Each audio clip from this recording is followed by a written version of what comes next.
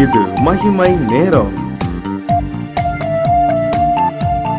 கிறிஸ்துவுக்குள் மிகவும் பிரியமான மகிமை தொலைக்காட்சி நேயர்களை இந்த மகிமை நேரம் நிகழ்ச்சியின் மூலமாக சந்திப்பதில் மிக்க மகிழ்ச்சி அடைகிறேன். ஆண்டவர் நமக்கு பாராட்டுகிற இந்த மேலான கிருபைகளுக்காக தேவாதி தேவனை நான் ஸ்தோத்திரிக்கிறேன். ஆண்டவருக்குள்ளாக மன மகிழ்ச்சி அடைகிறேன். பிரியமானவர்களே, இந்த நிகழ்ச்சி நிச்சயமாக நம்முடைய ஆவிக்குரிய வாழ்க்கைக்கு பிரயோஜனமா இருக்கும் என்று சொல்லி கர்த்தருக்குள் நான் விசுவாசிக்கிறேன். இந்த வாரத்திலும் கூட கர்த்தருக்கு ஊழியம் செய்யுங்கள் என்கிறதான தலைப்பிலே கர்த்தர் நம்மோடு கூட பேசி கொண்டிருக்கிறார்.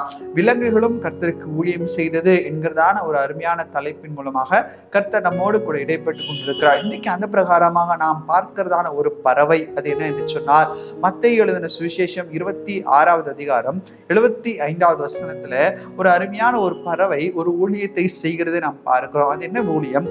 அப்பொழுது பேதுரு சேவல் கூவுவதற்கு முன்னே நீ என்னை 3 தரம் மறுதலிப்பா என்று இயேசு தன்னிடத்தில் சொன்ன வசனத்தை நினைத்து கொண்டு வெளியே போய் மனம் கசந்து அழுதான். நம்ம எல்லாருக்கும் தெரிந்ததான ஒரு சம்பவம். ஆண்டவராய் இயேசு கிறிஸ்து காட்டி கொடுக்கப்பட்டு அவரை கொலை செய்யும்படியாக அவர் ஒரு இடத்துல கொண்டு போகிறார்கள்.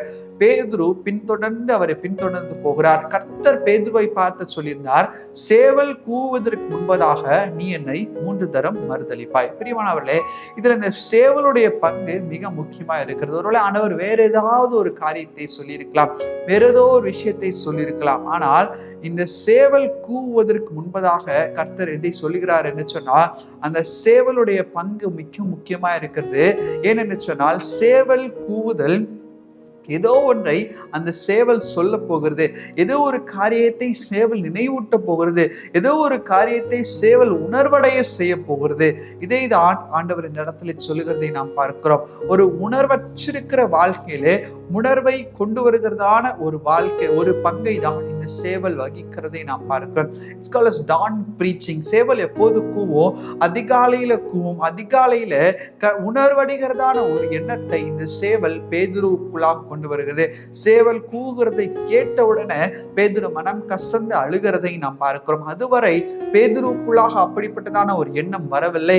பேதுரு அந்த சிந்தை உடையவனாய் கூட காணப்படவில்லை. ஆனால் எப்போது சேவல் கூவிச்சோ அப்போது பேதுருவுக்குள்ளாக ஒரு சிந்தை, ஒரு மனமாற்றம் காணப்படுகிறது. அது என்ன சிந்தை? அது என்ன மனமாற்றம்? ஆண்டவர் இப்படியாக சொன்னாரே, ஆண்டவரை நான் மறுதலித்து விட்டேனே என்கிறதான ஒரு மனம் கசந்து பேதுரு அணுகிறதை நாம் பார்க்கணும். உணர்வற்று இருந்த பேதுருடைய இருதயம் உணர்வுள்ளதாய் மாறுகிறது. பிரியமானவர்களே, இன்னைக்கு இந்த சேவலாய் நீங்களும் நானும் மாற வேண்டும் என்று சொல்லி கர்த்தர் எதிர்பார்க்கிறார். இந்த உணர்வற்றிருக்கிற ஆத்துமாக்களுக்கு உணர்வை கொடுக்கும்படியாக, உண்மையான தெய்வத்தை குறித்ததான ஒரு உணர்வை கொடுக்கும்படியாக, பாவத்திலே கிடக்கிறதான ஆத்மாவுக்கு பாவத்திலிருந்து வெளியே வருவதற்கான ஒரு உணர்வை கொடுக்கும்படியாக, உண்மையான அன்பை ருசிக்கும்படியாக ஒரு உணர்வை கொடுக்கும்படியாக, மாய்மானத்திலே இருக்கிறதான ஒரு ஆத்மாவுக்கு உண்மையான அன்பு எது என்பதை உணர்ந்து கொள்ள வைக்கிறதான ஒரு வாயின் வார்த்தைகளை கர்த்தர் நமக்கு தருகிறார். ஆனால் நாம் என்ன செய்கிறோம்? இந்த சேவலை போல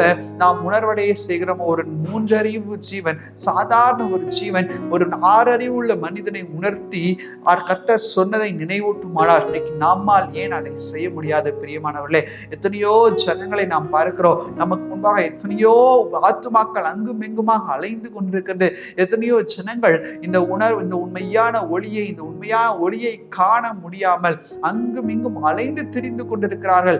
ஆனாலும் காண முடியாமல் தன்னுடைய வாழ்க்கையை மாய்த்துக் கொள்கிறவராய் கூட காணப்படுகிறார்கள். அப்படிப்பட்டவர்களுக்கு உணர்வுடைய இருதயத்தை கொடுக்கும்படியாக கர்த்தர் சித்தமாய் இருக்கிறார். அவர்களுக்காக கர்த்தர் நம்மை பயன்படுத்த விரும்புகிறார். இந்த சேவலை போல நாமும் பேச வேண்டும். நம்முடைய வாயின் வார்த்தைகளை எதற்கோ திறக்கிறோம், தர்க்கங்களுக்கு திறக்கிறோம். உலகத்தில உள்ள மற்ற காரியங்களுக்காக நாம் பேசுகிறோம். இந்த உலகத்தில் ஒன்றுக்கும் பிரயோஜனமற்ற காரியங்களுக்காக அடுக்கடுக்கான பொய்களை எல்லாம் நாம் பேசுகிறோம். ஆனால் கர்த்தருக்கு என்று சொல்லி ஊழியத்தை செய்வதற்கு நம்முடைய நாவு பயன்படுத்த முடிகிறதா? யோசித்து பாருங்கள். தாவீது ஒரு தவறை செய்தார். தாவீது ஒரு பெரிய ராஜா. அந்த ராஜாவே மற்றவருடைய மனைவியை அவர் அபகரித்துக் கொள்ளும்படியான ஒரு தவறை செய்தார். ஆனால் ஆண்டவர் நாத்தான் மேல் தீர்க்கதரிசியை அந்த இடத்துல பயன்படுத்தியதை நாம் பார்க்கிறோம். நாத்தான் தீர்க்கதரிசி தாவீதின் இடத்தில் போய் அருமையாக அவர் செய்ததான தவறை சுட்டி காட்டி உணர்வடைய செய்கிறார். இந்த சேவல் புதிய ஏற்பாட்டில் இந்த சேவல் என்ன ஊழியத்தை செய்ததோ அதே போல அதே ஊழியத்தை கர்த்தர் இந்த நாத்தான் மேல் மூலமாய் செய்கிறதை நாம் பார்க்க முடிகிறது. 2 சாமுவேல் 11வது அதிகாரத்துல 12வது அதிகாரத்துல நாம் பார்ப்போமானால் 7வது வசனம் சொல்கிறது, அப்பொழுது நாத்தான் தாவீதை நோக்கி, நீயே அந்த மனுஷன்.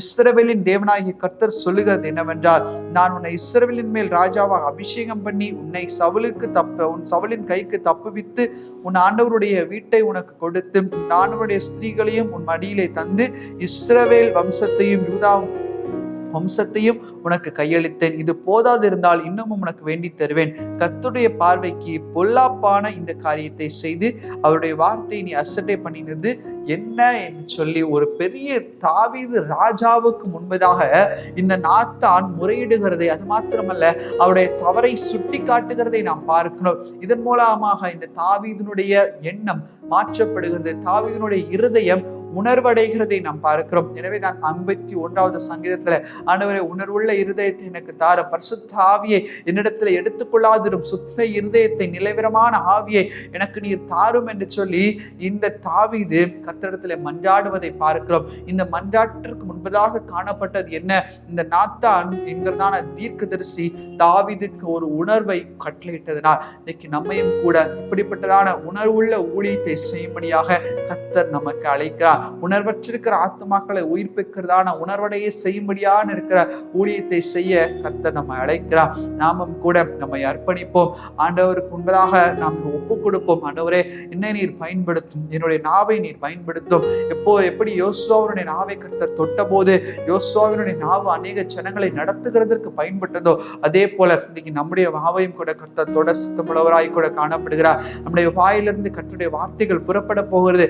அப்படிப்பட்டதான கிருபைகளை கர்த்தர் நமக்கு தந்து வழிநடத்தும்படியாக ஆண்டவர் நோக்கி பார்த்து செபிப்போம். இருக்கிற இடங்கள்ல கண்களை மூடும். ஆண்டவரே, உம்மை நோக்கி நாங்கள் பார்க்கிறோம் அப்பா. ஆண்டவரே, இந்த தாவீதினுடைய வாழ்க்கையில உணர்வை நாத்தான் தீர்க்கதரிசியின் மூலமாய் கொண்டு வந்தது போல இந்த சேவலின் மூலமாய் கர்த்தாவே பேதுருடைய வாழ்க்கையில ஒரு மாற்றத்தை கொண்டு வந்தது போல இங்கே பார்த்து கொண்டிருக்கிறதான ஒவ்வொரு ஊழியக்காரனையும் ஒவ்வொரு ஊழியக்காரிகளும் அன்பான சகோதர சகோதரிகளை ஆண்டவரே மற்றவருடைய வாழ்க்கையில ஒரு மாற்றத்தை கொண்டு வருகிறவர்களாய் நீர் மாற்றுகிறதற்காக உமக்கு கோடி ஸ்தோத்திரம் அப்பா. நீர் அப்படியே செய்கிறீர், உமக்கு நன்றி அப்பா. நீர் அப்படி செய்ய போகிறீர், உமக்கு நன்றி. ஒருவர் கூட ஆண்டவரே இந்த ஊழியத்தை நிறைவேற்றாமல் போகாதபடிக்கு யார் யாருக்கு என்னென்ன வார்த்தைகளை பேச வேண்டும் என்று சொல்லி கர்த்தர் நீர் அழைக்கிறீரோ அதை தங்கு தடையின்றி ஆண்டவரே ஒவ்வொருவரும் அதை செய்து முடிக்க எந்த விதமான தயக்கமும் இன்றி செய்து முடிக்க கர்த்தர் நீர் கிருபை பாராட்டும்படியாய் ஜெபிக்கிறோம் அப்பா. ஒருவருக்கே துதிக்க மகிமை ஏறெடுக்கிறோம். இப்ப ரமேஷன் மூலம் ஜெபிக்கிறோம். எங்கள் ஜெபங்களை நல்ல பிதாவே. ஆமேன், ஆமேன்.